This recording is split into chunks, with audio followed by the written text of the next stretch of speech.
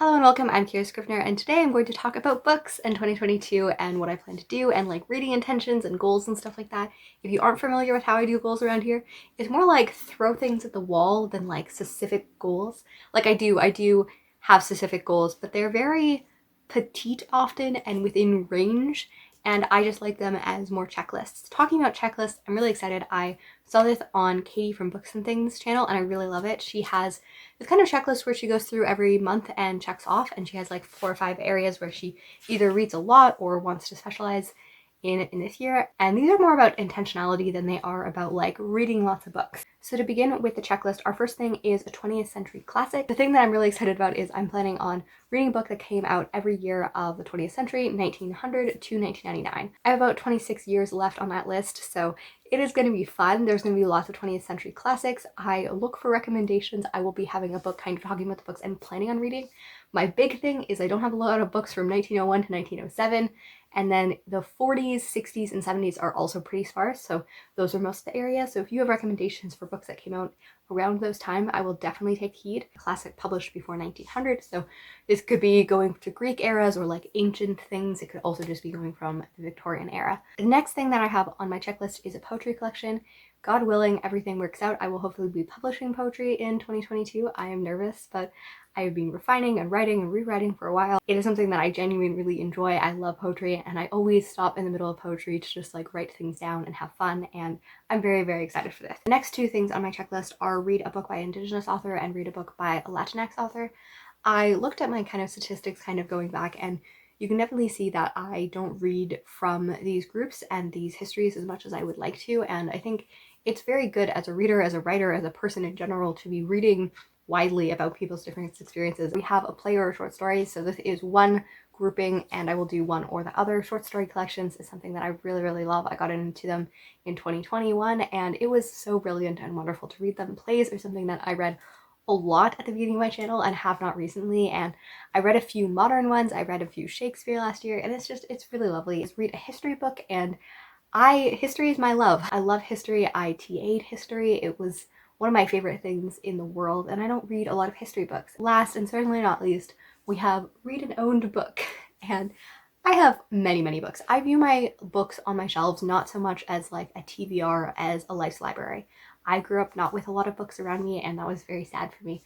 So being able to go to thrift stores, which is where I buy most of my books, and buying classics or buying books that I'm interested in, I have many of my books on my shelves that I'm like, okay, it's kind of at the 2-year mark. I should probably ask this person to probably kindly give this book back. So that's kind of the way that I view my books, and I like being able to collect books. I like viewing them for my future children, nephews and nieces, and whoever wants to borrow them. When I lived in college, I would just come home to like notes on my thing being like, hey, borrow this book, and I'd be like, great. And that's kind of the way that I want to live in my life. So I'm not too pressured about reading the books on my shelves, but I do tend to read lots of audiobooks, which means that these shelves get collected. And whether I read them all or not doesn't bother me, but I would like to be more thoughtful about reading the books that are around me because I'm really excited about them. That's why I bought them. Now as we get to the yearly goals, you will see that I have many goals. It's not just like read how many ever. It's like here is like about I think like 20, maybe 30 goals where I will put like minute numbers that I think I want, but it's again intentionality, thinking about where I'm reading and thinking about the things that I want to read. I have a Goodreads goal. It's 122 books. It's normally 120 because that is 10 books a month, but I thought it's 2022, so I should probably use 2022. It'll be ironic and funny. So all those things. I used to up my reading goal as I go. I tend to read quite a bit over 120 books, but that is actually something that I don't have on here, but I would like to read less. Last year I read 247 books, and it was too much. I love them. I don't think I can adequately talk about them. Like I've been delaying doing my end of the year videos because it's so hard. I'm like my top 10 nonfiction, and I was like at like 23, and I was like, this is too many books, but I want to talk about them all. I think 2020 I read 160 books, and that makes me a lot more comfortable in that kind of range. So the first few books on here are about dates, and the first one is read 5 books from the 18th century. I would love to read some of the 1700s. I really enjoyed the few that I read last year. And then we have read 4 books in the 16th century. This is the 1500s. I would like to read some of Shakespeare's contemporaries like Marlowe and Spenser and kind of some of those plays. I think it would be really interesting. I also might read some Shakespeare again. I'm feeling in the mood. I read, I think, like 21 Shakespeare books near the beginning of my channel, and then for the last like 3 years I haven't read very many. So I would like to get back and read some more Shakespeare again. And then to go along with this, we have read 8 plays. And then we have finish 100 years in books for the 20th century. So again, I already explained that. Really excited to finish that. The next one we have is read a book from 6 continents, excluding Canada, the UK, and the US. So I want to read a book from every continent, excluding Antarctica. I don't like polar things, and there isn't really a people group to read about, and I don't care about scientists that much. Like, I do care about scientists, but not enough to read a whole book about them in Antarctica. But I would like to read books and to exclude both like the UK, the US, and Canada. One of the hills I don't need to die on, but that I will, is that the Caribbean and Central America is part of North America. Everyone's like, North America, US and Canada, and sometimes Mexico. I'm like, no, look at a graph.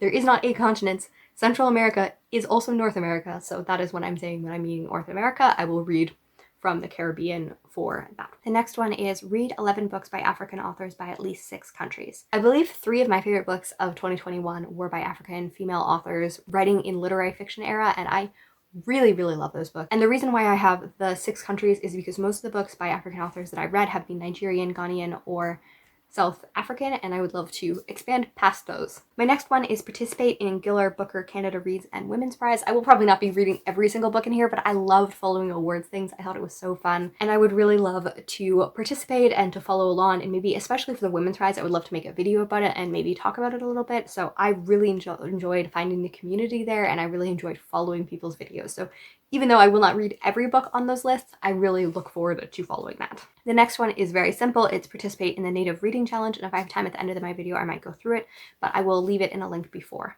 Right below that, we have read 25 books by Indigenous authors, read 20 books by Latinx authors. So I'm kind of looking at my books at about 160. That's about 10 to 20% of my reading, and I think that's a good amount that I would like to be kind of thinking and processing and, yeah, just reading more about.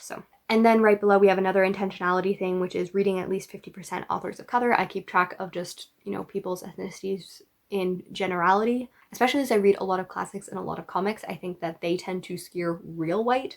So I try to be more intentional in other ways that I read, especially if I'm reading more literary and fantasy and stuff, to be like, where are other voices that are not necessarily being heard? You will notice that a lot of these are coming out of my checklist as well. And then we have read 40 owned books. I read 20 last year, which is embarrassing. I read 247 books and only 20 of them were on my shelves. And I think some of them I might have bought after. Like, it's embarrassing. And our next one is read 4 books over 700 pages. So I'm afraid of some of my classics on my shelves, and I prioritize smaller books, but reading some of them like Les Miserables and War and Peace, The Master and the Margarita, many of these were very large. I've been avoiding them. I want to read them, and that's kind of my, like, you can't cop these out and read something else. And then we have read 20 translated books, and specifically I'm looking at Russian, Latinx, and Japanese ones. I will probably read some other translated works as well, but those are kind of the countries that I want to read the most from. Our next one is read 40 classics. I think I won't have a problem doing that. I read 39 this year, and as I want to read at least 26 books that came out in the 20th century alone, I really hope that I'll read 14 from other places. The rest of these are kind of just going over the genres and stuff like that I tend to read, and these are fairly just kind of in the range that I normally read as well. So it's mostly just a checklist for me to go off for the rest of the year. Read 30 nonfiction. I read 32 this year, so I don't think I'll have a problem. And then, but under that, I have 12 history books and 2 biographies. These are areas that I don't read as much, especially the biography.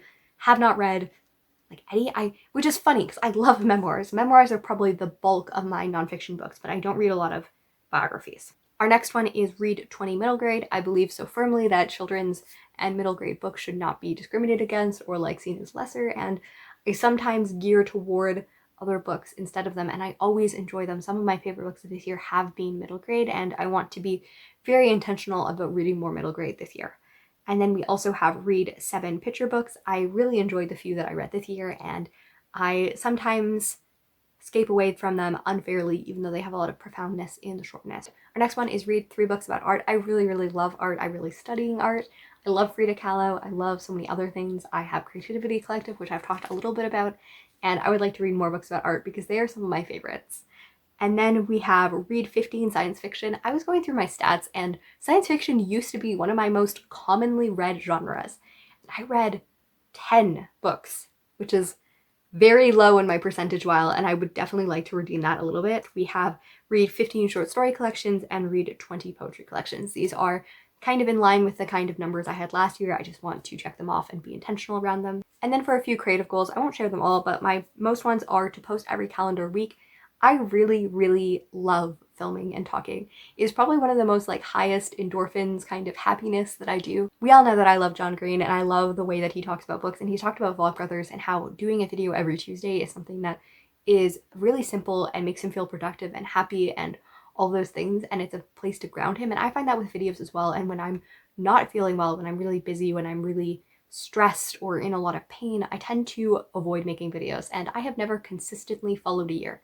I haven't gone away for months since 2017, but I have gone away for like a month or two, or like made one video a month, and I don't want to do that. I find that my mental health and stuff like that actually gets worse by not making videos, not the other way. I feel like by being in the joy of books and conquering making a video makes me feel like I can do other things in my life. So I feel like doing a video at least once a week would be very, very good. And the next one is embrace reviews. I've talked ad nauseum about the fact that I have trouble with doing reviews. I love them. They are kind of why I started a channel.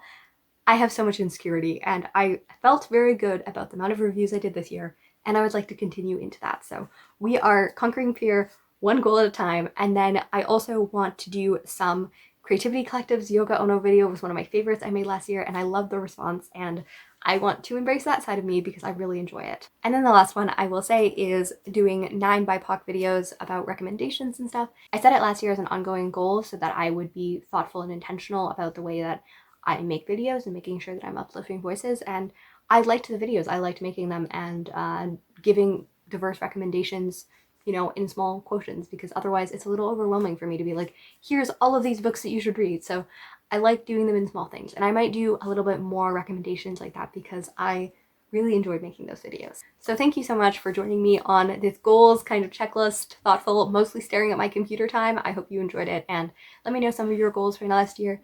Let me know some of your thoughts on my goals. I would love to it. And oh, also the one I missed, Scandalous Women. Gonna be reading those this year too. So it's gonna be great, funny, wonderful. I might do some live shows. I don't know. I'm not gonna put that on an official goal, but I would love to be more interactive and engaged with you guys. So looking forward to this year, and happy, it's too late to be a new year, but we'll see you.